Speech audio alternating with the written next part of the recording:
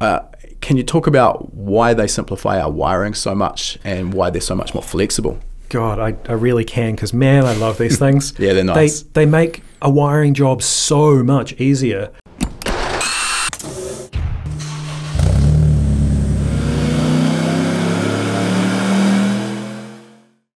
Welcome to the HPA Tuned In podcast. I'm your host, Andre, and in this episode, we've got our very own Zac Perston joining us. Now, Zac is a ex-HPA employee. Wow, technically, he's still kind of on the books. He worked for us a couple of years ago and developed all of our wiring courses. That includes our wiring fundamentals course, our practical club level wiring course, and our practical professional motorsport wiring course. He then unfortunately got poached off us by the University of Canterbury, but every now and then they lend him back out to us, and since then he has developed our CAN course, and we've got him back in the studio at the moment developing and filming our PDM or power distribution module course.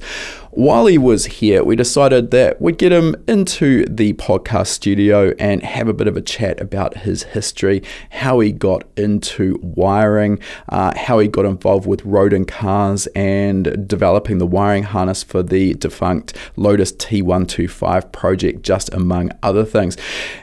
Zac has got an interesting background in that he has actually got an electronics engineering degree, and that's certainly not something you absolutely need if you want to get involved in motorsport wiring. But as we'll hear from Zac as we go through today's podcast, it certainly helped him out. We'll get his take on what level of training and knowledge that you would actually need if you want to make a career in the industry.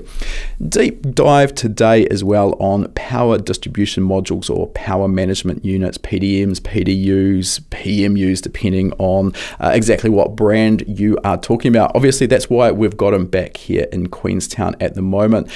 These are a product that's really become a lot more prominent in the enthusiast market over the last few years, where more manufacturers are coming online with these products and the price point is coming down. I believe that they are still a misunderstood product. First of all, we see a lot of people shying away from using them because they don't understand the benefits that they offer, and they are, as we'll find out in this podcast, significant. On top of that, there is also the price point. As I've mentioned, that's come down, but there's still a fair chunk of cash you're going to have to part with in order to purchase one.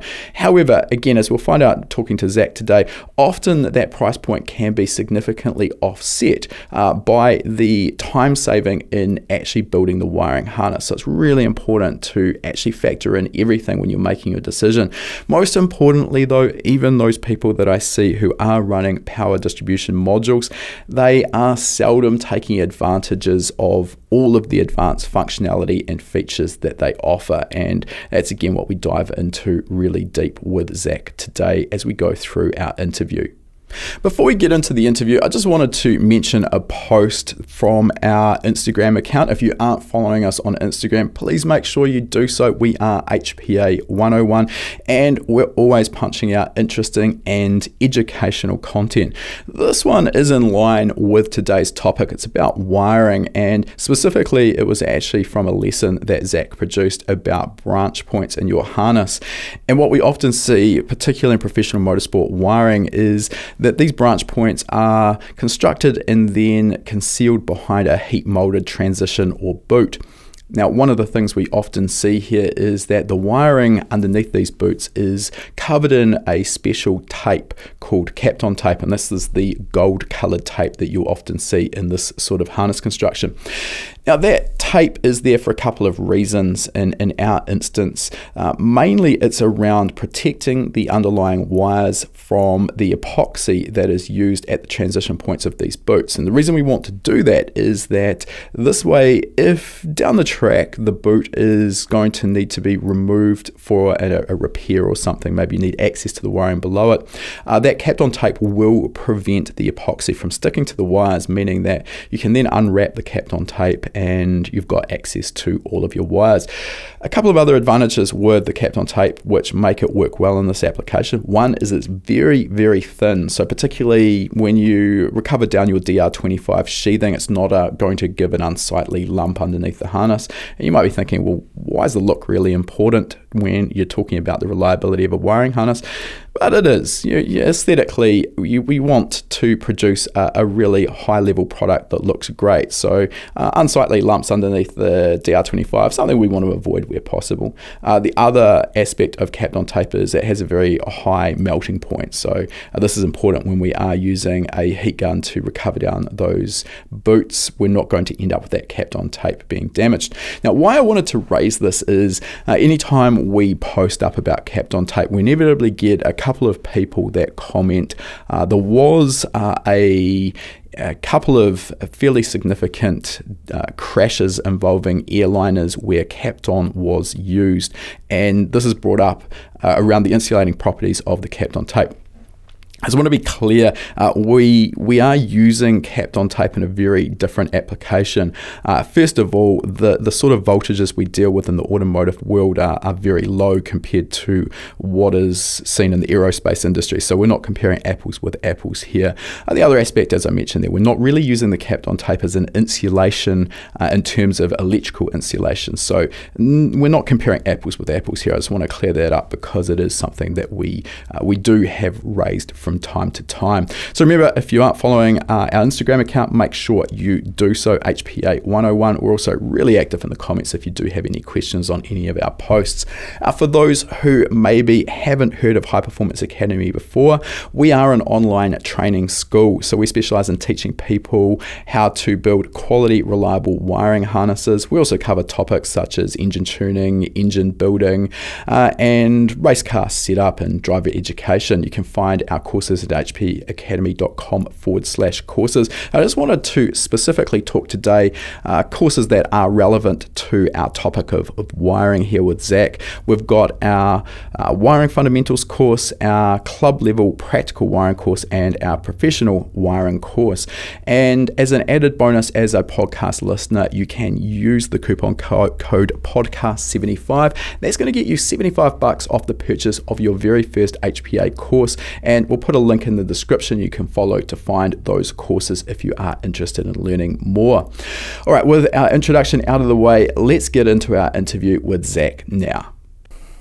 All right, welcome to the podcast, Zac. It's not too often I've had the pleasure of having a person in the studio for these podcasts, but it's much nicer than doing it over the internet. So welcome along, and you're here at the moment filming an upcoming course on power distribution modules, power management units. We'll talk a little bit about that as we go through today's interview. But let's rewind the clock. You're no stranger to HPA. You've developed the wiring courses that we currently offer. And I'd just like to get a sense of how you got that knowledge. So can you give us maybe a bit of a quick history on your backstory, how you learned about automotive wiring or wiring in general? Absolutely. It basically begins with me just being a horrific bogan. Always into cars, right? Like every project I did, it was always car related, car based.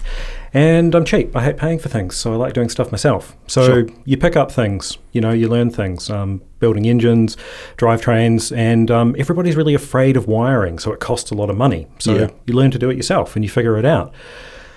So that's what I did for a lot of modified streetcar applications for myself and friends. And then I started getting a bit serious about it and started getting really into electronics in general. And I thought, man, I should really get some professional, education behind me on this. So Sure. I decided university would be a good call. So I went to university and I did an electrical engineering degree, specializing in embedded electronic design. So a lot of coding, Okay. which was actually really useful when it comes to going back to working on cars, because you're always working with electronic modules. And it's always good to have a bit of an understanding about what's going on inside them. So I completed my degree. It was a pretty good time at university, probably too good at times.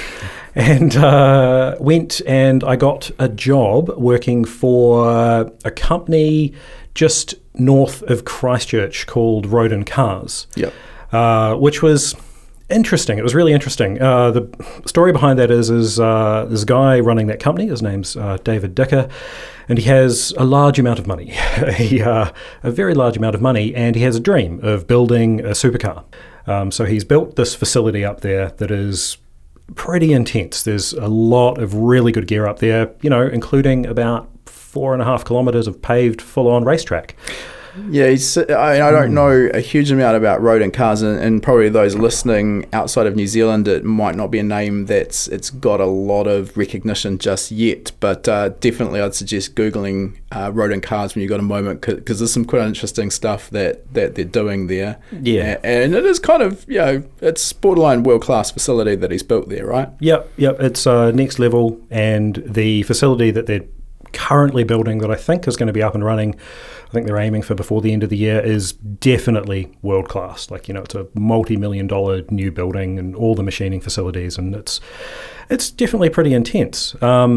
While I was there at the very beginning of the project, David was offered an opportunity to purchase from Lotus their defunct T125 project. Sure. Which was Lotus's attempt to get extra Formula One testing time in about 2010, 2011, by basically building a car that, in theory, someone obviously very rich could purchase and run. So it's basically a Formula One car that someone could purchase. Slightly detuned engine, a little bit easier to run, you get way more hours out of them. Yeah. But chassis-wise and everything, it was all there for the era. But it did not go well for Lotus at all. So what actually did go wrong? I heard about a few engine bay fires, but I don't know too much else about the T125. So definitely not so well. I mean, it's a single-seater wings and slicks full-on race car, so not so much engine bay fires, but the cowling, like the whole rear cowling of the vehicle, designed basically far too close to the exhaust headers, and there's definitely plenty of cases of, when they were running them, of those catching on fire. When the container turned up with everything in there were a few engine cowlings that had obviously suffered. The main problem, I think, with it, though, was that they were aiming it for extremely rich people, right? It was an expensive thing. I think it was £1 million to buy the car, but you were also locked into a racing series, and a nutritionist, and a driving instructor, and all this was, I think, pretty locked down time frame wise. If I remember rightly, you never actually took delivery of the car either, did you? They just turned up to the track with the cars and the transporter, and you rocked up probably in your helicopter, I guess, or your private jet with your race suit and your helmet, and that was that. Yeah, which sounds great in theory, right? But being locked into a time frame around these things, like, anyone with that sort of wealth is, probably wanting to be pretty flexible in what they can do. So anyway, it didn't go well for them. I think they sold one, maybe two, depending on who you talk to. And then the rest just sat. I think they had 10 monocoque chassis built. They were done by HP Composites over in Italy. And they had Cosworth GP-V8 engines, gearboxes, and everything for theoretically all of these cars. And they said, "Hey, David, you want to buy it? You've got a few Lotuses, we know you." And he said, "Yeah, sure." Just I no idea what the price was, but I suspect probably not cheap. Not cheap. So all that stuff turned up in a container, and it was pretty epic. Like, I had built some reasonably nice wiring harnesses before this, but as soon as the container turned up, a client got in contact and said, "Hey, I want to purchase one of these cars." And so we had to build one. And there was essentially a complete car there. Like, it was all assembled and painted and everything. It looked lovely. But it had no plumbing and no wiring and actually no electrical system at all in it. Right. So these definitely weren't complete cars. No. Okay. Yep. So you're chucked in the deep end trying to figure out where to connect the wires to. Basically, pretty much the deep end on that. So that was my introduction to working with really high-level race-grade electronics. So Pectel SQ6M ECUs, Pectel loggers. I think in the end, I specified we ended up going with a Life Racing PDM on them, just because I think someone had a contact with the UK over there, and we got a reasonable price on them. But it was a pretty full-on project to install all that and configure everything and wire it. We did have engine tune files for the SQ6Ms. Like, they came pre-tuned. So that was, like, obviously made things much easier, because tuning a Cosworth GP-V8 engine at that caliber is not something I'm particularly feel confident in. Yeah, that would be deeper in the deep end. All right, so you've talked about a bunch of stuff there, and it was a very brief recap of your sort of education and history, and I just want to go back and unpack a few things there. So first of all, you said basically before you got into the university degree side of things that you'd sort of jumped into these wiring jobs, which I 100% agree. I think a lot of enthusiasts get scared of and kind of either put off, don't touch it all, or whatever it is. What was it that why was that different for you? Why were you comfortable of getting stuck in and figuring it out for yourself? I think possibly just because I'm a massive nerd. A bogan nerd, that's a combination. Nerd. It's weird, right? I'll be sitting there playing some sweet World of Warcraft and then go out and do some skids. I mean, who knows? So big nerd, so I've always been into the tech side of things. Sure. So wiring, like computers in general and wiring didn't really scare me. Yeah, okay. So I figured if other people are doing this, I can probably figure it out. Yeah. And it took a bit of time, and finding reliable sources for information was really tricky. You'll read a bunch of forum posts and you'll be told 17 different things, and what do you read? And it basically came down to me for just trying stuff, trial and error, like have an actual think about it. Don't try and read a forum post and follow a set of instructions without understanding why that set of instructions exists. I think that's probably a really good point that goes for just about everything in the performance automotive world. The information is out there, and the problem is sorting fact from fiction. But then, as you've just mentioned as well, I think rather than just blindly following instructions that someone else has mentioned that may or may not be entirely factual, if you actually understand the principles, the operating principles behind whatever it is you're dealing with, whether it's wiring, tuning, or engine building, that's going to put you ahead of the game, I think, compared to others that are just blindly following a path. Yep, 100%. Absolutely couldn't agree more. And one thing I've noticed with dealing with a few race teams and working in the industry for a bit is if you are having a conversation with someone that is absolutely top tier in their field and really knows their shit and what they're doing, they'll let you know what they're doing. They'll talk about what they're doing, and they'll do it with confidence and authority. But if you walk in somewhere and there's the guy over in the corner and they're like, he does our wiring, and he just does it in a room by himself, and he won't share anything about what he's doing, and he's super secretive. Yeah, that says a lot, doesn't it? It's a real red flag trigger for me, because I don't know, you should always be trying to learn the new thing. Yep. And like share that knowledge around. It might just be me. I don't know. I agree. I've said this before in the podcast, but it's why I still like what I do. I love what I do, I should say, really, is that you never stop learning. And I think as soon as you've got that attitude that you know enough or know it all, that's kind of where the wheels start falling off, in my opinion. So open-mindedness. And I mean, pretty much what you're saying there with the secrecy, we see this so much in the tuning world, and a hot topic of debate I see on the internet, slightly off topic here, but it's a pet peeve of mine, is tuners who lock their tunes, files. Yeah. And there's those who will argue intellectual property, and honestly, I call bullshit. The number of locked files that I've seen, and you don't need to see the tune. You run the car on the dyno, and you're like, this is just garbage. Why does your timing jump from 10 degrees to 20 degrees? Nothing. And you know that deep down, the reason that tune file is locked is because the tuner doesn't understand what they're doing, and they're embarrassed basically for others to see it. So I think that secrecy thing, you're right, it does speak volumes. Yep, definitely a trigger point for me that you see an awful lot as well. You should learn the thing and then teach the thing, so you don't have to do that thing and you can go learn the next new thing. Yeah. All right, so your path though has been a little bit different to most that get into the automotive performance world, in that you went and did a degree. Do you feel like that is essential? Is sort of higher education really an essential, in your opinion, to be successful in the automotive performance industry? I would say 100% no. Okay, good. Yeah. Because I don't think a lot of our members maybe have done that, so that's reassuring. No. I love the fact that I did a degree, and I genuinely use a lot of the knowledge that I got, because I still do a lot of embedded system development and coding. Yeah, okay. And that's a bit beyond the scope of what we are normally doing in the automotive sense, though. More than likely, yep. Although, Motec build platform, sure. You get into it with that for sure. But no, I don't think it's essential to go to university to get into the performance automotive world at a higher level. What it is essential to do is work at it. take on projects, just do the work, and that's where you'll learn. And talk to people, make contacts, and like actually think about what you're doing. And be humble as well, and like don't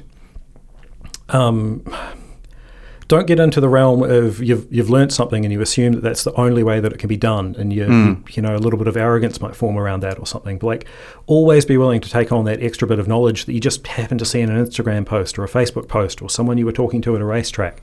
And don't take it as a personal affront that someone's done something different to the way that you've done it. It's I think it almost comes down to a bit of that Dunning Krueger effect as well, when you're just learning and you kind of get that little level of knowledge and you sort of start feeling quite confident or maybe a bit cocky in your abilities. And then those are maybe a little bit further along the learning curve, you start to realise just how much you don't know. The old story, you don't know what you don't know when you're first getting started. And I think you're 100% right, and that goes again for all across the areas that I'm involved with, wiring, tuning and engine building. There's not a lot of black and white in the industry in general. There's some solid principles and foundations that we stick to regardless what we're doing.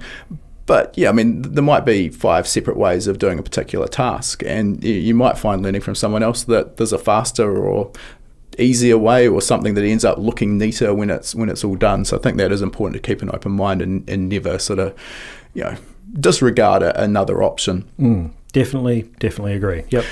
Now the other thing, just in terms of education, and this is something that we get a little bit of heat from. It's actually your fault. Sorry. There's an ad we run for our wiring courses where I think I know where this is going. There's an off-the-cuff comment that it wasn't meant in the way I think a few people have taken it, about you could trust your wiring job to your local auto electrician with a she'll be right attitude. Now I think that was the exact statement. That's obviously triggered a few auto electricians out there, and we never meant to offend auto electricians. But I do stand by what you've said in a sense. I think, you know, the auto electrical world, auto electricians, the training that they do is really important and valuable. I would say that in general, there probably aren't a lot of auto electricians in the modern day, though, who would regularly wire in an aftermarket standalone ECU. And it's more these days about diagnostics. Not to say that they don't necessarily have those skills, but is that fair in your experience to sort of say that that's not maybe their main sort of bread and butter work these days? Yeah, I would agree with that. I think definitely I remember exactly what I meant behind that comment, and I didn't imagine that it would be misconstrued at the time.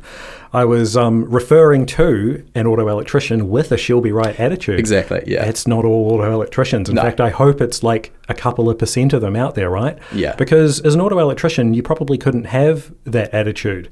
I mean, cars are so complex electrically these days, and doing the diagnostics on one can genuinely be quite frustrating. Absolutely. Like I follow a lot of YouTube channels where they, you know, repair cars and stuff, and watching that diagnosis process be followed through, it can get pretty intense. So the auto electricians with the she'll be right attitude probably aren't doing those jobs. Yes. And they're also probably not the people you want wiring your race car. Yeah. There's an auto, like I live in a pretty small town in North Canterbury, and there's an auto electrician down the road from me, and he regularly wires in aftermarket ECUs for a lot of pretty high level rally cars. Yep. And I've seen his work, and it's spot on, absolutely fit for purpose. They do a great job. But, you know, he's attentive and a lot of detail in what he does. Yeah. Charges for it as well. Yeah. But fair enough. I think it just comes down to you can't sort of lump all professionals into one category and say outright, well, you know, they're not going to be able to do the job you need. That's obviously ridiculous. I just wanted to get some context around that, because I know that we've probably annoyed a large number of auto electricians, and that was definitely not the intent. Yep. But I think it's probably also fair to say where our wiring courses were born out of is the fact that the knowledge and the skills used, particularly if we look at the likes of the professional wiring course, or mil spec as it's probably more often referred to. Race spec might be the term. Race spec, yeah. Mil spec's probably chucked around with not a lot of actual understanding of what that term means, but I digress. So, the skills and knowledge needed at that level, you're not going to learn through your apprenticeship program as you're becoming an auto electrician. it's a very specific set of skills which we've tried to provide with the courses. So I just wanted to clear that up as well. Yep, absolutely. All right, so let's move on, and we'll talk a little bit more about this T125 project here. So again, I just wanted to catch up to speed there on some of that backstory. The T125, you've already mentioned, high-level race car with high-level electronics that we don't tend to see at the enthusiast level. So how did you even start? I mean, that's a potential nightmare even for someone who's relatively skilled in the industry. How do you even start that project on figuring out where to go with it? I reached out to everyone I could think of that could possibly have had dealings with the project when it was being done by Lotus. And I did end up making a good contact at Cosworth or Pectel Electronics. Okay. So anybody out there that's listening that's worked with Cosworth Pectel Electronics can know that support is interesting. Lacking is what we hear? Lacking, it seems to be. But luckily, I managed to somehow find the email address of someone there that was pretty willing to help. Right. They did a bit of hunting and found a lot of the original documentation from the original designs of the car that had run. Okay. So that at least got me the pinouts for the ECU. Yeah. That and I had to send all of the ECUs back, and they unlocked them and then relocked them for us with our codes on them. Okay. And did the service and maintenance. I think I've got a battery in them that needs replacing as well. Yeah. Did that, updated their firmware, and when they came back, then I could look through all the configuration, and I could see, how things were set up in there, and that helped me nail down pinouts and things as well. And from there, now I knew the pinout of the ECU, I could get into the real proper harness design. Yeah. So the ECU was set in stone, the logger was reasonably set in stone as well. We specified the power management unit, but I could, build the rest of the harness around that. Okay. And there were, because of the Cosworth GP-V8 engine, it's a full-on, professional, really high-level race engine. So a lot of things like the actual harnesses that go to the injectors and stuff, that's all inside the air boxes, and that's all pre-made by Cosworth and comes back to a junction box that mounts on the back of the motor. So you're wiring to a junction box as opposed to every single sensor and actuator? Yep. Okay. Yep. That's going to make things a little bit easier. Yep. And they managed to get me the wiring information on those as well, so I knew the pinouts of those junction boxes. Yeah. Okay. So that definitely made things easier from that perspective. Yeah. And we ended up carrying that through the rest of the car as well. The entire design was based around junction boxes. One at the front of the car for, a sensor breakout. A lot of it was sort of auxiliary sensors that may or may not be run during an actual race, but are definitely useful for setup purposes. And then a junction box at the back of the car as well. And I think the thing that's we see these junction boxes. Anyone who's looked at a F1 car or basically anything at the professional motorsport level, WRC, Le Mans prototype, etc. That's generally the way. And what it does do, other than giving the ability to quickly and easily remove and replace a potentially faulty sensor or actuator, is it does give that potential for a little bit of sort of future-proofing. You could add sensors in that maybe weren't part of the initial loom into that junction box, which with a professional motorsport wiring harness is one of the downsides. Basically, once those are all heat shrunk and potted, not a lot of flexibility to change them, correct? Pretty tricky job. Someone comes to you with a harness like that and says, hey, I just want to add in an extra connector here for a sensor, and you're like, cool, so that's going to require rebuilding a lot of this harness. Yeah, I'll get you a quote. I think that's the case that's so easy overlooked, and it doesn't matter if you're working at that level or just the sort of amateur club level car. The time spent in the planning stages and the documentation, quite often that's almost more than what we actually spend building the harness, and definitely pays dividends in the long run. Yep. I reckon tenfold payback on that easy. I was just writing a little bit more for this power management course we're doing, and the quote that comes to mind is a project car ever really finished? In my experience, I'm terrible at this though, and the answer is no. I agree. Always wanting to make a modification and add in something extra, and if you can devise ways of making that happen down the line as easy as possible, yes, the dream. We've just faced exactly that with our SR86, where I actually helped with that. You built one of the sensor harnesses because we were in a bit of a time crunch, And basically the entire wiring harness for the engine and the sensors was built from scratch there, and trying to again future-proof that. I had an inkling that maybe somewhere down the line we might switch from the conventional lever actuated sequential gearbox to paddle shift. So we're smart enough to add in there some breakouts there for the up and down paddles, for the compressor, etc. But it's still very difficult to foresee every potential change that may be required down the track. Yep, and in most race cars you'll absolutely see this, because there'll be a wiring harness running through the vehicle, and there'll be two other wiring harnesses cable tied to it as well. Yeah. And if it gets the job done and it's reliable, absolutely. Yeah. I'm all about it. But if we can work in flexibility, you've got to be practical here as well. I mean, most of us aren't working with an unlimited budget, and while it'd be nice to then go ahead and remake that entire wiring harness, that's probably A, unnecessary, and B, potentially unfeasible cost-wise. Yeah, definitely. All right, so you've mentioned power management units, which was one of the topics I wanted to talk to you about today, because, as we've said, you're here filming a course on power management units, power distribution modules, PDMs, PMUs, PDUs. Take your pick of the acronym that you prefer. Let's get down to the nuts and bolts of that. What is this unit, and why do we care? Cool. So I call them PMUs. It's just the lingo I've dropped into, so that's what I'll call it, a power management unit.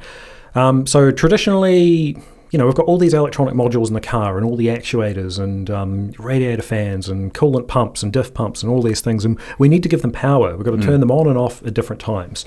And traditionally we've done this with relays and fuses. We've got to have the fuses in there to protect our wiring harnesses in the cases of failures. So we've got relays and fuses, and for each of these things we need a discrete relay, and depending on what it's powering, possibly a couple of discrete fuses. There's, I don't know, on every relay at least 4 connection points. On a fuse there's 2 connection points. Relays are still they're an electrically controlled mechanical switch, so there's still moving parts in there. And just everything builds up to just little bits of unreliability creeping in. Sure. And it might be fine for, when you first build it for the first wee while, but I don't think there's anyone in the performance car game out there that hasn't, had an electrical issue and traced it back to a dodgy relay. Yes.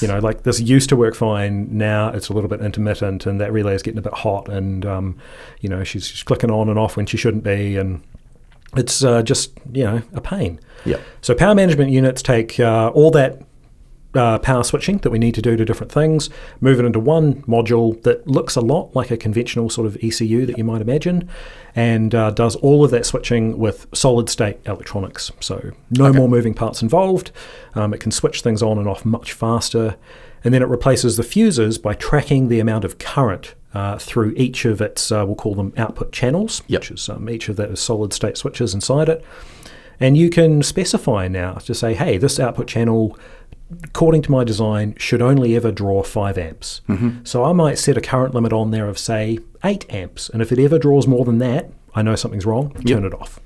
So, we can do this. There's a couple of things I want to cover here. We can do this, obviously, with a conventional fuse. That's the job of the fuse, is to protect the circuit. And if there's a dead short or something's going pear-shaped and the current draw becomes excessive, the idea with the fuse is that the fuse will break or fail before we get to a point where excessive heat's generated and we end up with melted wires and smoke getting out, which no one wants. Yeah, or even, there's plenty of vehicles that are burned to the ground. Yeah, absolutely. Wiring faults, we can't understate the importance from a safety aspect of the fuse. No one really knows potentially what could go wrong that requires that fusing in there. So it is critical.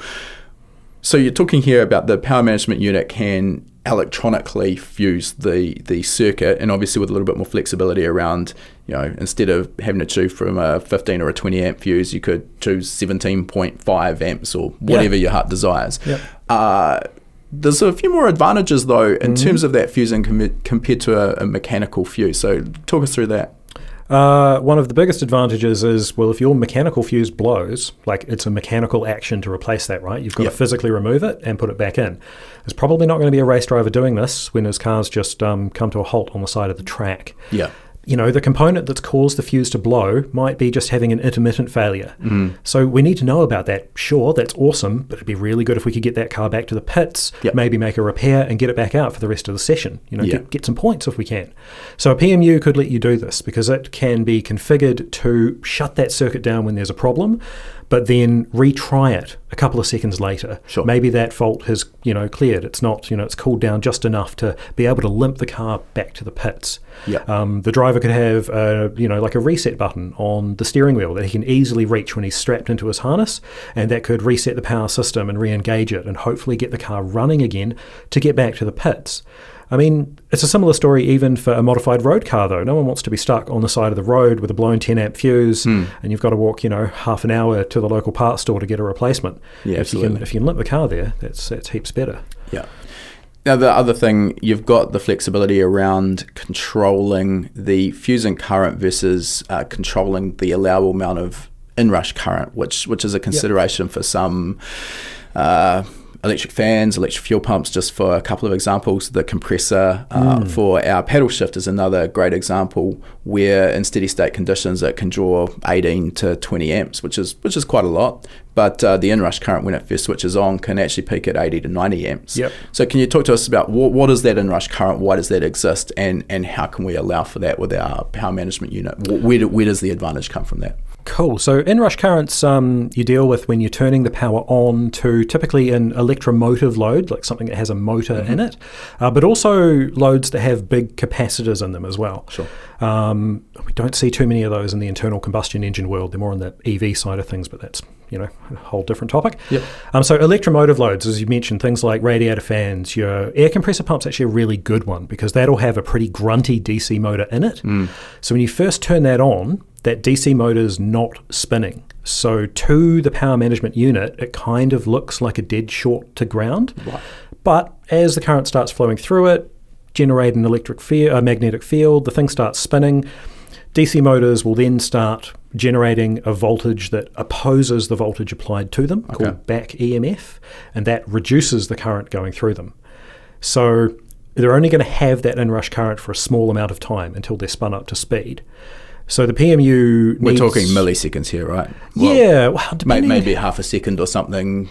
Like easily less than a second for basically all applications. So the PMU needs to know that that's going to happen because you're going to set that steady state current limit and it's going to be looking at that when it's up to speed. But when you first turn it on, the current is absolutely going to be higher than that limit. So usually on an output like that, there's driving something like that, there's a bit of filtering involved. It could be as simple as there just being a time delay, saying, hey, the current has to exceed the set limit for more than 2 seconds before I trip that. Some of them out there get into really complicated mathematical functions around filters, but it's got to know that that inrush current is going to happen, and you've got to be able to set that up so that when you turn it on, it won't trip the current limit. And it'll let Otherwise, if we didn't have that functionality, you'd actually have to set the steady state current to be above the inrush current, which in the example I just gave, if we're pulling a consistent 80 to 90 amps through that channel for the output for our compressor, we're going to have a serious problem. That wiring is not going to last. So this is sort of in a conventional setup, you can think of this as being the difference between a fuse and a fusible link. So a fuse will blow very fast. A fusible link, often called a slow blow fuse, can actually handle current over its rated value for quite a bit of time. Like it could be 20 or 30 seconds before it heats up enough to actually separate inside. And that's traditionally how electromotive loads like this were catered for. You'd have a fusible link and you'd have slightly larger than required wire actually being run to them. But fusible links have kind of gone by the wayside. They're not really, they're not really something I want to deal with anymore. They're kind of a pain in the bum, trying to find housings to house them nicely and in an aftermarket situation. But ugly. Yeah, definitely. All right, so I want to just come back and give a real world example that we've just gone through as well with our own race car. When you mentioned the fact of reliability of relays, and I imagine a few people out there have used relays in the past are sort of thinking to themselves, well, no, they're actually fine. And there's 2 examples I'll give here. One was from my drag racing background, not specifically on my own car, and this was prior to the time where these power management units were at a price point where they were kind of within reach of the enthusiast market. These have been around in professional motorsport for a long time, but they had huge price tags. So in drag racing particularly, cars that run big tyres, tube frame chassis, etc., going into what's called tyre shake is a real problem. And particularly with more powerful cars, the likes of top fuel, top alcohol, that tyre shake is horrendously damaging to the components in the car. And those will actually shake relays out of holders, or shake, the vibration is so harsh that it will actually separate the contactors inside the relays as well. So a lot of those cars would actually hardwire with no relays to get around that, which is not a real appealing way of doing things. And it means then if you're switching things, you can't use light gauge wire and low current to switch an output. It all has to be rated to the current handling capability of whatever that circuit we're controlling, correct? Yeah, absolutely. And you'll be into a big grunty switch as well, and like all that stuff's going to add up in weight too. Exactly. And just building a wiring harness with large gauge wire is so much harder than, everything's less flexible and you can't fit it through holes, and it's just a pain. So I just wanted to highlight that is a real issue, and I mean obviously tyre shake's something that even drag racers are trying to avoid, but it can happen. And in those top fuel cars, tyre shake can be so bad it's actually been known to knock the driver unconscious. So this is no joke. At a less significant level than that, when we got the paddle shift set up into our SR86, we were under the pump time frame wise, and we didn't have the opportunity to set up the pressure sensor for the compressor at the time. There's a little pressure sensor in the accumulator. Well, actually we had to add that. So the MME system we're running runs basically a pressure switch, and it comes equipped with a relay. So that's what we ran for testing in our first event.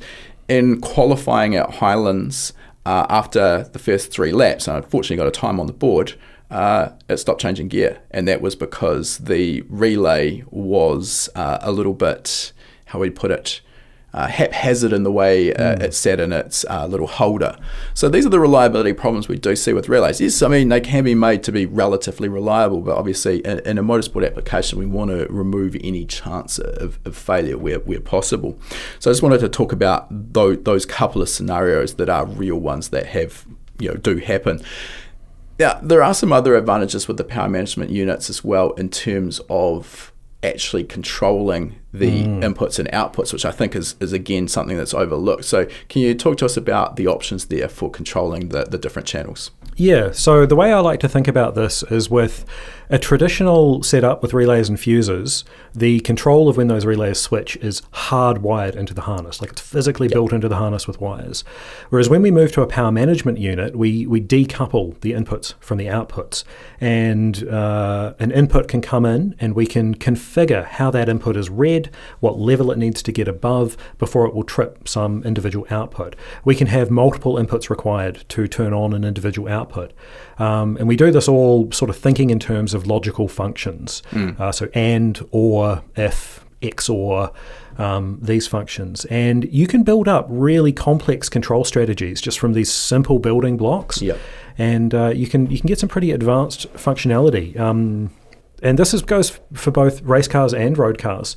Even things like controlling wiper motors. I've seen it asked a lot. Like you get people want to control a wiper motor, and it's not completely trivial for a 2-speed wiper motor.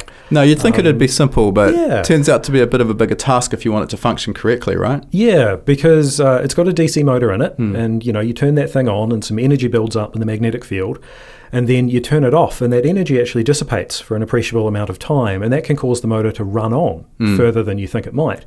So you turn your windscreen wipers off, they get back to their park position, and then they sort of continue halfway back up the screen. That's probably not really what you want. No. So doing that with a PMU, and most factory cars will do this in a different way, but we can do it with a PMU where it actively brakes that motor, and that's BRAKE. when you turn it off, it will short the contacts of the motor together. All that energy is dissipated really quickly and safely inside the PMU, and it stops the motor almost to a dead stop exactly where it is. The easiest example to visualize about this, because most people have probably used a battery-powered electric drill, is when you're holding down the trigger on your battery-powered electric drill and then you let it go, that chuck stops almost instantly. That's because the electronics inside there are actively braking the motor at that point. Now, this is also why on a lot of PMUs there will be dedicated outputs if you want to run something like a windscreen wiper motor. Yep. There's definitely for that reason. There is another reason for that as well, though, in that the most common wiper motor you'll deal with out there, this could be different for really modern stuff, but the most common type that I've dealt with is got 5 pins on it. It's got 2 pins that are basically a switch, and they get connected together when the motor is in its park position. And then it's got 1 ground, it's got a high-speed input and a low-speed input. And if you power up that high-speed input, just because of the way the brushes are arranged on the commutator and the motor, there'll actually be quite a high voltage generated on the low-speed input. It actually acts like a generator. It turns into a generator, yeah. And if you wire that up to just any sort of input on a PMU, it could possibly damage it. So you need to be sure that the output that's wired up to, particularly the low-speed winding on that, the low-speed brush on that motor is specified to be that. And usually it will be one specific pin because there's some extra electronics inside there and sort of load handling. And they won't want to put that on every output because it'll be expensive, right? I mean, it always comes down to just read the manual, right? That's going to be explained. But RTFM, yeah. Yeah, that's it.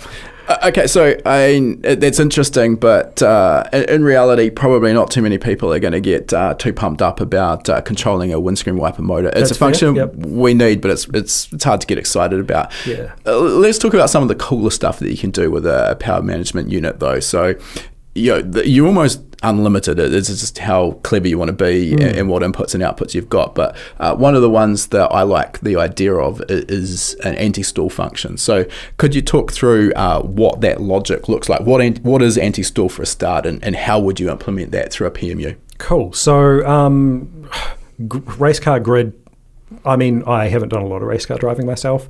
Definitely never started from a grid, but it looks like a pretty intense place, right? Yeah. You're on there, you're pumped up, the engine's revving, those lights are counting down, then they go out, and you've got to get off the line cleanly. Whoops, I stalled the motor. That's a pretty not great situation to be in. It's really dangerous for you and other drivers. So you want to get that motor running again as quickly as possible. So maybe if we could build some sort of system to really help you get that motor running quickly again in a really simple way, that'd be great. So thinking about what the driver would be doing there, he's just stalled the motor, a little bit of a panic position. Maybe if all he really needs to do is depress the clutch pedal to, decouple the engine from the gearbox, and the motor will automatically try and restart for him. Yep. That'd be pretty cool. Makes sense. And we can absolutely achieve that with a PMU. So we'd have some logic set up that would be, we'd have a button that would enable or sort of disable this AntiStool feature, and we'd make sure that the driver knows that when he's getting on the grid, one of his checklist procedures that he needs to go through is to enable the AntiStool function. So there'd be some sort of indicator telling us that that's enabled. Then we'd have maybe an input set up looking at engine speed, and it would say, if the engine speed drops below, let's call it 300 RPM, because the engine will always idle higher than that. So if it's lower than that, it's probably in the process of stalling. And the driver has the clutch pedal depressed, then try and restart the motor.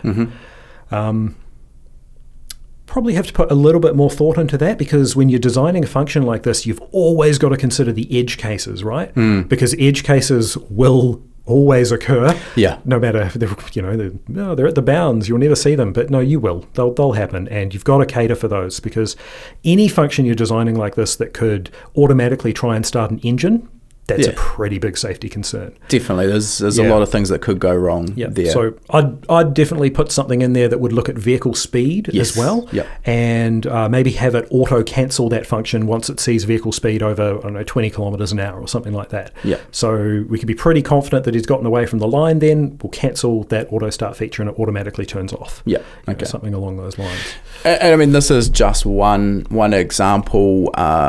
You know, in the PDM course that you're currently filming, we've got another one which would probably be a little bit more common, where you've got redundancy there for a fuel pump. So maybe you've got 2 fuel pumps, and if one of the fuel pumps is deemed to become faulty, then it can automatically switch to the reserve fuel pump. And all of this stuff, again, can be done seamlessly with the driver never even being aware of what's going on. Another thing could be maybe you've got an alternator that's on the way out, so your battery voltage is starting to drop low, and again, in a race application, maybe we want to shut off absolutely every current draw on that battery that isn't absolutely mission critical for getting the car back to the pit. So again, there's no limit here other than your own imagination and the inputs you've got control over, outputs you've got control over as to what you can do with them. And I think that's in my opinion, particularly for a race application, really one of the advantages that power management units give us. I want to also talk about the ways we can get these requests, I guess, for a function to come into the power management unit, because traditionally, if we're looking back at fuses and relays, we've got hardwired switches. Now we've got a lot of different ways we can request a function. So let's talk about, for example, if we want the ECU to turn on a fuel pump. So traditionally, how that would happen is we've got an auxiliary output from the ECU, which we would wire up to the low current side of a relay. So basically, the ECU will switch that relay to ground, and that will then pull in the high current side of the relay, which will then switch on the fuel pump. A lot of flexibility in how that might work with the power management unit. We've got the ability to run a switch input that the driver can control, a CanKeypad, we could use that same auxiliary wire from the ECU, or a CAN message. So can you go into each of those and give us a little bit of detail on what those look like, why we may choose one over the other? Yeah, so starting off with that auxiliary wire, you could absolutely plumb that into the PMU, and it could just read the state of that wire and say, hey, is it high? Well, that I know I've been programmed that corresponds to the ECU wanting the fuel pump turned on, so I'm going to try and turn on the fuel pump. But, you know, there could be other logic worked in there, like you've said, with a CanKeypad. So we could have a button on the keypad that if you press, it will turn the fuel pumps on regardless of what anything else is saying, because you might want that for some fuel pump out mode, or even just for testing that the fuel pumps are going. So you could have some logic built in there around those that will look at either of those signals and turn the fuel pump on. You could have, well, the flip side of that, you know, a fuel pump kill. No matter what the ECU is saying, don't turn on the fuel pumps. And that's the flexibility we get, particularly when we start integrating CAN bus into this. Because once again, it's a decoupling process again of having the inputs decoupled from the outputs. With CAN bus, the data that we're sending around is no longer restricted to individual wires representing one particular request or piece of data. It's just information on a network. So we can put whatever information we want on that network. So we can change and chop and change that over time. And the flexibility you get there is amazing. So in the example there of our fuel pump request, rather than that being a physical wire from the ECU to the PMU, that message, that request could just be sent over the 2-wire CAN bus, along with hundreds of other potential messages. Absolutely. Okay. Coming back to the CanKeypad as well, because we've seen these, basically come to prominence. Basically, all of the PMU manufacturers and a lot of the aftermarket ECU manufacturers are now using them. Typical ones we see are the Greyhill and Blink Marine keypads. Can you talk about why they simplify our wiring so much and why they're so much more flexible? God, I really can, because man, I love these things. They're nice. They make a wiring job so much easier. So a common one I've dealt with would be the Blink Marine 8-button keypad. And this gives you 8 pretty nice tactile buttons with, like, you know, changeable labels and stuff on them, and they light up different colors, so you can give different signals to the driver about what mode it's in. And to do that traditionally, you've got a single wire for every different color, a single wire for every switch. Do you have that switch? Is it a momentary button or a push and then a push to release button? Moving to a CAN bus keypad, I've got power, ground, CAN high, CAN low. So 4 wires replacing what could have potentially been 16 or more. Oh, easily more, I would think. Yeah, to a reasonably nice keypad. And the other flexibility there is you can adjust and change the functionality as you see fit once that's wired up. Yep. So initially I might only be using 6 of those buttons, and then we've added a diff pump to the car, and I want to be able to turn that on and off. To be honest, I'd probably do it automatically with the ECU, but then have an override button as well. So I can, throw that in there and program everything to read that request coming from the CanKeypad. And so all your changes are now being made with a laptop, as opposed to some wire cutters and strippers and crimpers and lots of time and crawling around cars. Now, I think the other thing that a lot of people overlook, as I've sort of already referred to, the price of these units, obviously there's still a range depending on the manufacturer, but the price of them has come down dramatically over maybe the last 5 or 8 years, and they are affordable now, but they still can be a pretty big investment when you're looking at how to decide where to apportion your budget when you're building a project car. And the thing I really want to sort of clarify or make people aware of that is so easy to overlook, particularly if you are paying a professional, that auto electrician with a she'll be right attitude, there's a huge amount of time saving in using a power management unit versus wiring in fuses, relays and switches, correct? That can be time consuming. 100%, yep. Wiring in relays and fuses is the most labor intensive and time consuming part of building a wiring harness conventionally. So when you move to a PMU, it'll have a couple of automotive grade connectors on it, which will be could be exactly the same connectors as used on an ECU. So, chances are he's already got the tools in his kit to crimp all those, and just the time savings around building just those, 1 or 2 branches coming out of the harness to plug into the PMU, I really can't understate. I absolutely would say it's going to offset at least half the cost. I don't think what you're buying. We're obviously not saying that it's going to overall be a cost saving, but I mean, if you're spending, let's say, $1,000 on a power management unit, as you say, you might end up saving yourself a few hundred in terms of the wiring expense and labor. And then obviously all of the other advantages that we've already talked about with the power management unit come into play. Yep, definitely. I'm just a total fanboy, really. Like, to be honest, I've totally switched to using PMUs in projects. I wouldn't have done a project for a long time that used fuses and relays. Yeah, once you've experienced it, it's pretty hard to go back. All right, so brings us on to our next topic, which might be a bit shorter because we're probably going to run out of time before too long. But we've used the term CAN here a couple of times. Can you let us know what that is? There you go. God, I had to work it in there. Excellent. So CAN, Controller Area Network, is what that's an acronym for, and it is just a networking protocol that has become used really widely in the automotive world. It was designed originally for the automotive world back in the really late 80s or early 90s by Bosch, I think. So this is nothing new. Nothing new. Yep. It's and because of that, it's really robust. Like it's evolved a few times over the years. There's been CAN 1, CAN 2.0A, 2.0B. So it has evolved, but it's really robust and well known, and so much so that it's used massively in industry as well. Like factories are run on CAN bus with signals being sent around everywhere to different machines and turning stuff on and off.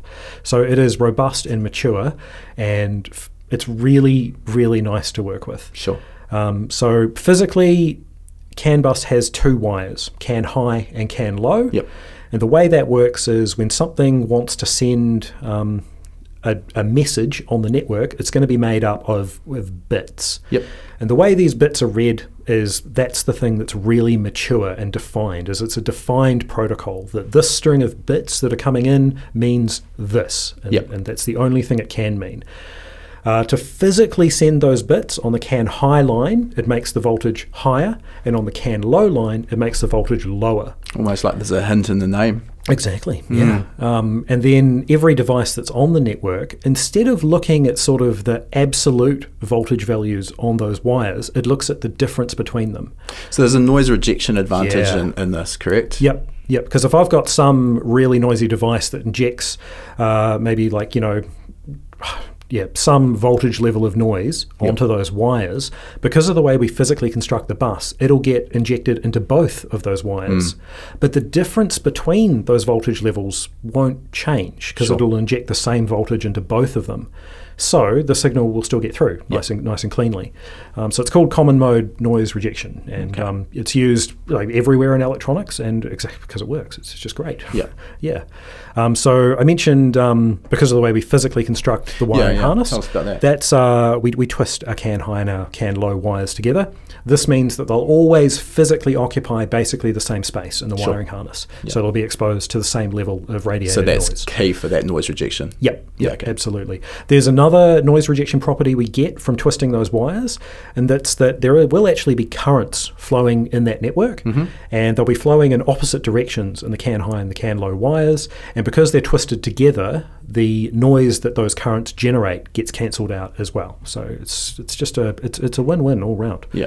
All right, so big advantage from my perspective with the wiring is massive simplification, which we've already talked about with the PMU, and this sort of just goes even further. Massive simplification in the wiring, particularly between different modules, and we're seeing, over the years, this has become so prevalent in the aftermarket electronics world. So rather than sending, we gave the example of the fuel pump before. So maybe your ECU is going to be asking for fuel pump, maybe fan 1, fan 2, I don't know, probably half a dozen other different things that it's going to want to function using auxiliary output. So we could either wire up those 6 or 10 different outputs to those relays or the PMU, or in this case, all of those requests can be sent over that same 2-wire bus. Along with everything else, we haven't sort of touched on data logging from our PMU. We can data log all of that, and that again can be sent over the CAN bus. So a huge amount of flexibility and a huge amount of data can be sent across that. One of the things that I really can't state enough the importance of is the integrity of the data when it's being sent via CAN. So I'll liken this to, it wasn't that long ago, if you wanted to put a wideband controller in your car, that was an analog voltage output. So you physically had to hook it up to a sensor, 0 volt, and an analog voltage input to the ECU.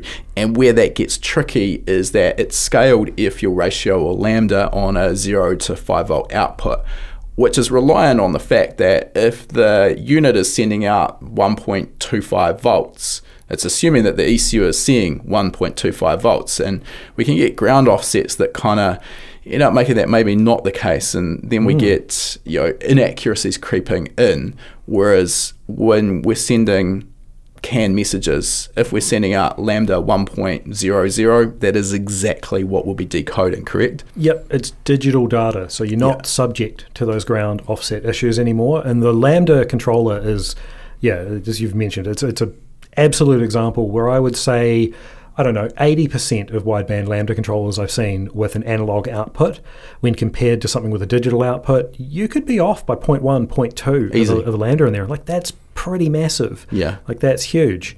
I don't want to call out any specific manufacturers of wideband O2 sensor controllers. No, let's not do that. But some are definitely better than others. I mean, there are wiring strategies we can incorporate that minimize the ground offsets, but in my experience, at least, even doing everything by the book, we're still opening ourselves up for some potential error. Yep, absolutely. It's just better to know, and particularly CAN bus lambda controllers have they've become once again far more available on the market in recent years, and the price is coming down on them all the time. And they let you work in a bunch of other stuff as well, like controlling a wideband O2 sensor isn't actually as simple as just turning on the heater element when you turn the ignition on. Like, you really don't want to do that, actually. It's how you kill wideband O2 sensors. So maybe you only want to turn that heater on when the motor's running. So now via CAN, you can send a message back to the wideband controller that says, hey, the motor's running, heat up that sensor. I think that's really critical, because wideband sensors, we know that they have had a bit of a checkered reputation with their life expectancy, and a lot of that actually does come down to exactly what you're saying there, the control strategy when the sensor's heated, and the last thing you really want to do is have that sensor nice and hot and then start the cold engine and end up with moisture basically being pumped through it. That's a quick way to destroy the sensor. Another couple of like neat little tricks that I like with the wideband controllers I deal with on CAN as well. I'm using pre-turbocharger individual cylinder lambda sensors on our SR86 race car, and the problem with doing so is that you are working in a high pressure atmosphere. The exhaust pressure can be as much as the boost pressure, if not more. And what's easy to overlook is the accuracy of the sensor output is affected by that pressure. So what we can do there is we're monitoring exhaust manifold pressure. We can send that exhaust manifold pressure from the Motec ECU into the Lambda controller via a CAN message, and then the controller internally will then compensate and send out what should then be an accurate Lambda value. So that's just one example. Probably the more prevalent, or more important I should say, is that if we're using the wideband sensor for closed loop fuel control in a race application, we want to be pretty certain that it's only working when that sensor is actually deemed to be operating properly. So again, it gives the ability for to and fro diagnostic information. So if the Lambda controller says that the sensor's bad, well, the ECU can shut down and ignore that and just go to open loop. So those are the sort of things we can do with CAN that I think have really expanded the range of what we can do. The other thing I wanted to talk about here is the flexibility now in using devices from multiple manufacturers, because again, this is a standardized communication protocol. So can you talk to us about how that works? Yep, so CAN bus, and we'll talk about CAN 2.0B here because that's most commonly what's being used by the aftermarket automotive performance world at the moment, is totally standardized. Like, its rules are written and set in stone, and all the manufacturers have to obey those same rules. So this number of bits at the beginning of that message is the message identifier, and then you've got other fields in there, and then your data comes in this format, and because they all have to obey that, they can in theory all talk to one another. There's things you've got to get set right, like the speed all those bits are sent around at, but then once again, some aftermarket automotive manufacturers do this better than others, but having the flexibility to define that, hey, I've received this message of 8 bytes. The first 2 bytes of that I want you to read as a 16-bit value, because we've got 8 bits to a byte, and we're going to call that data type a signed integer. And okay, so then I'll be able to get a raw number coming in there, anywhere between negative 32,768 and 32,767, and then we apply some scaling to that, and that scaling is agreed on by both units, and then all of a sudden, hey, I've got this module sending exhaust gas temp to this module of a totally different brand, but they're talking to one another really nicely.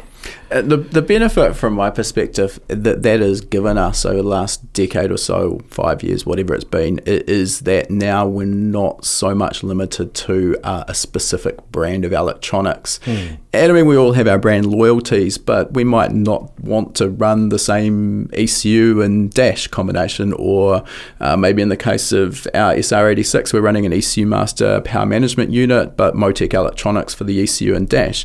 And again, these just integrate seamlessly via this CAN messaging. So a huge amount of flexibility in what we can run and how we can configure it. Yep, absolutely. Now, I know that CAN is something that is seen as being a little bit scary, maybe like the next sort of step in, beyond wiring, and a lot of people are put off. Is it something that's easy enough for people to get their head around? And where are the stumbling blocks do you see? Yep, I absolutely think it's easy enough to get your head around. Yeah, definitely. As far as stumbling blocks go, the biggest one is that you're going to end up working with bits and bytes of data. So you need a little bit of understanding around what those terms mean. Yep. And I'm going to use a term here that might scare a few people, but I promise it's not that bad. A couple of terms are binary and hexadecimal. So they're different number bases. Yep. Like we, count in base 10 because we've got 10 fingers on our hands. Well, hopefully you still do, unless you're a machinist. But so binary is base 2 and hexadecimal is base 16, and these exist, well, they exist because they exist, but we use them because it's how computers talk. And at the end of the day, we're dealing with electronics, and it's all computer stuff. So you need a little bit of understanding around binary and hexadecimal and bits and bytes, and that's probably the biggest bugbear for anyone getting into it's a different way of thinking if you haven't come from that background, right? Yep, which is why in the course when we did that, I tried to put quite a bit of emphasis on that knowledge and tried to kind of introduce it in a reasonably gradual way with good graphics to describe things as well, and give some good examples in there of how those systems work, so you can get to grips with it. I think the other thing that's important to kind of understand is like how most enthusiasts will be using a CAN bus, and I mean at one end of the spectrum we've got the likes of maybe John from John Reed Racing, who's reverse engineering current generation Lamborghinis and Audi R8s so that he can replicate all of the factory CAN messages to keep the rest of the electronic systems happy with an aftermarket ECU. Now that's a big job, and that requires some pretty specific knowledge, and it's going to take a lot of time. Then at the simple level, where a lot of enthusiasts will probably be, is more picking a CAN template that's already pre-programmed by the manufacturer from a drop-down menu and configuring the two things to be working at the same baud rate, communication speed. Happy days, you're kind of good to go. And then there's some sort of grey area in between. Is that sort of a fair assessment? Yep, totally a fair assessment. So when I'm talking about bits and bytes and binary, that is probably more towards that more advanced side of it, because then you're going to be constructing your own messages and deciding how data is sent out. But all the manufacturers I'm not going to say, maybe most cases even, have already done this work for you. They've defined communication, like how all that data is going to be sent out, and then it literally is just selecting the right profile from a drop-down box. Often you'll find the ECU manufacturer will actually be pretty keen, if you've got an application that they don't currently cater for, they'll be pretty keen to get the information and get that application into their software for you, because other people are going to want it as well. And basically makes the product appeal to a wider market. What I have seen is a few instances, I can't remember a specific brand, but a few instances where we've got an ECU communicating with a dash, you pick that drop down menu selection for the template, and sometimes you'll still see like an occasional channel where maybe the scaling hasn't been quite right.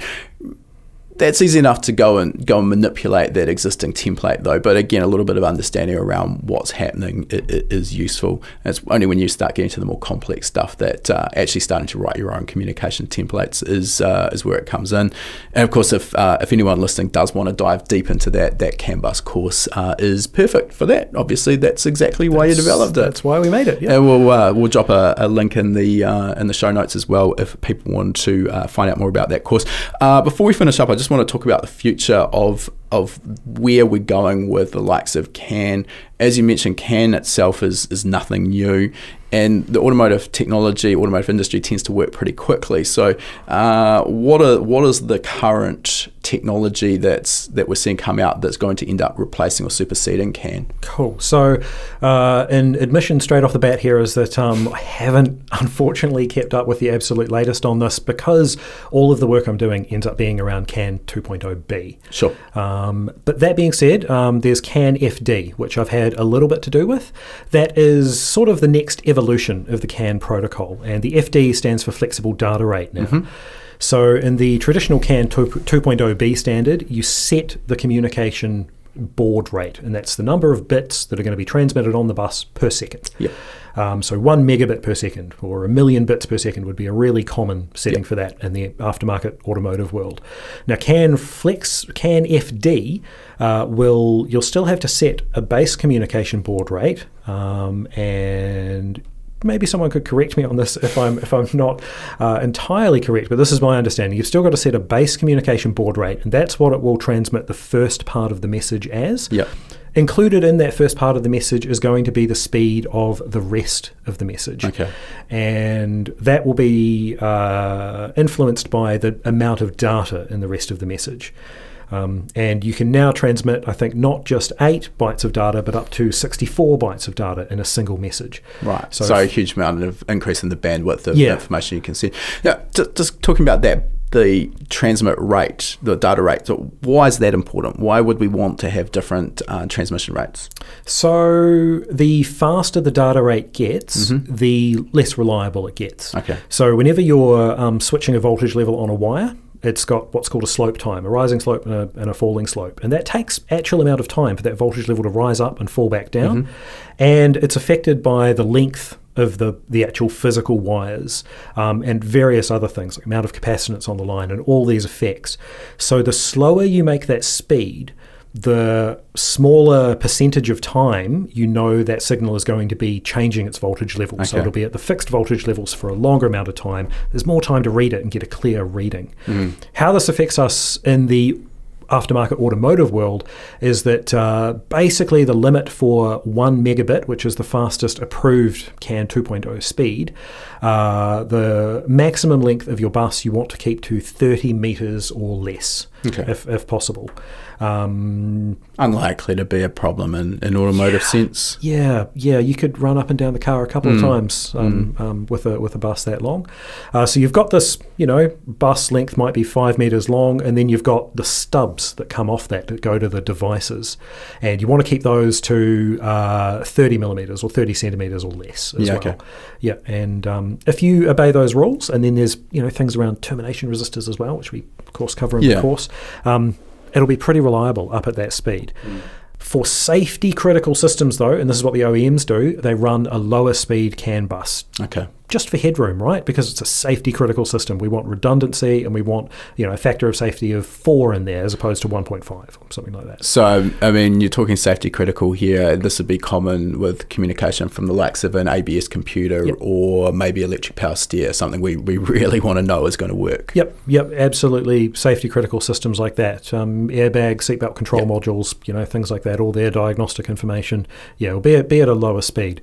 I've seen 125 kilobit used for this, but I've seen 250 kilobit used for it as well. Yeah, and I think I'd say more often than not, at least in my experience, OEs tend to go with 500 kilobit as opposed to 1 megabit. Seems to be common in our aftermarket world. Yep, that'd be fair. Yep.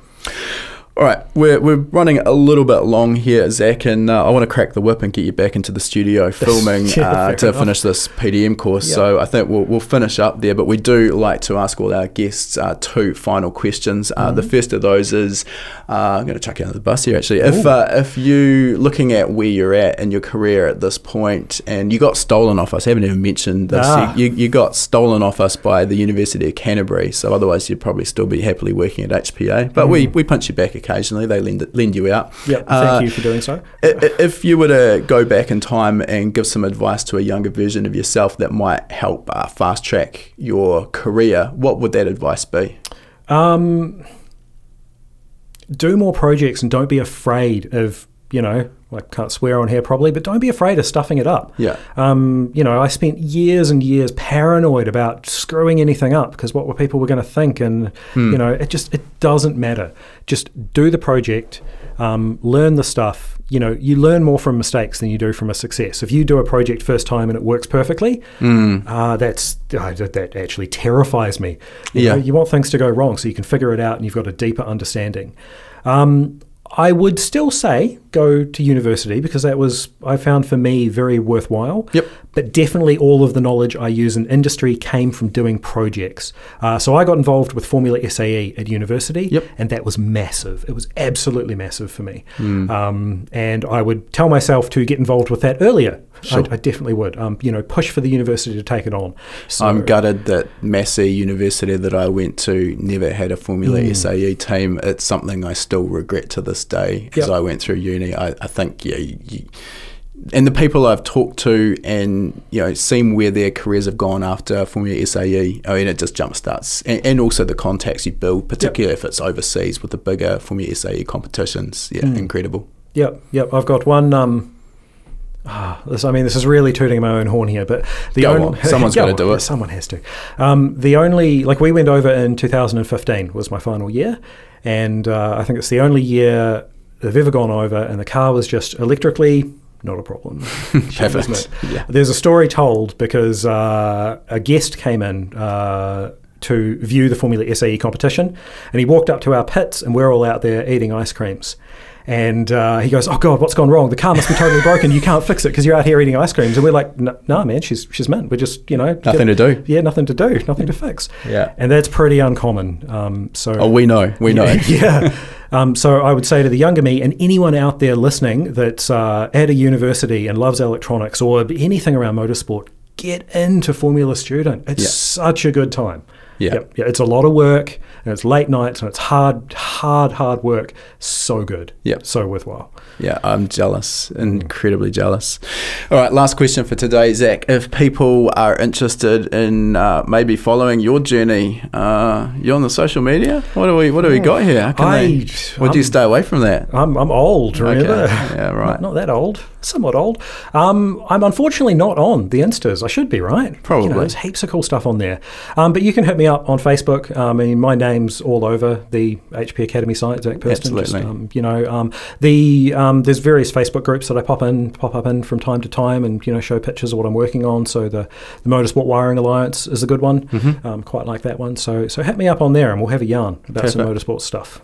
All right. Thanks heaps for your time, Zac. Cool. Thanks for having me. All right, that concludes our interview. And before we sign off, I just wanted to mention, for anyone who's been perhaps hiding under a rock and hasn't heard of High Performance Academy before, we are an online training school, and we specialize in teaching a range of performance automotive topics, everything from engine tuning and engine building through to wiring, car suspension and wheel alignment, data analysis, and race driver education. Now, remember, you've got that coupon code. You can use podcast75 at the checkout to get $75 off the purchase of your first course. You'll find our full course list at hpacademy.com/courses. Important to mention that when you purchase a course from us, that course is yours for life as well. It never expires. You can rewatch the course as many times as you like, whenever you like. The purchase of a course will also give you 3 months of access to our Gold membership. That gives you access to our private members only forum, which is the perfect place to get answers to your specific questions. You'll also get access to our regular weekly members webinars, which is where we touch on a particular topic in the performance automotive realm. We dive into that topic for about an hour. If you can watch live, you can ask questions and get answers in real time. If the time zones don't work for you, that's fine too. You're going to get access as a Gold member to our previous webinar archive. We've got close to 300 hours of existing content in that archive. It is an absolute goldmine.